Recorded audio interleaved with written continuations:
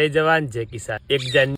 ખરેખર નવા વર્ષની નવી શરૂઆત અમારા જીવનમાં પહેલીવાર અમે શિમલા મરચું વાવ્યું હતું। આજે તમે પહેલી તારીખે અમે તમને જો ગ્રો કવર અંદર ફર સેટિંગ થઈ ગયું અને ડાયરેક્ટ મરચા આવી ગયા।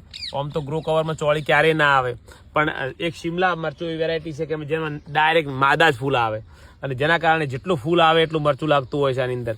ખરેખર ગ્રો કવરમાં જો મરચું આટલું મસ્ત થાય તો હવે પોલી હાઉસના મોટા ખર્ચા કરવાની કોઈ જરૂર નથી અને ખરેખર બેસ્ટ રિઝલ્ટ સારું મળ્યું છે। ચોળી હાથે મરચું કર્યું છે અને બહુ સારી રીતે સેટિંગ પણ થયું છે। તો આપ સૌના આશીર્વાદ ગયા વર્ષમાં ખૂબ સારા રહ્યા છે, આપ સૌએ ખૂબ સારો સપોર્ટ કર્યો છે।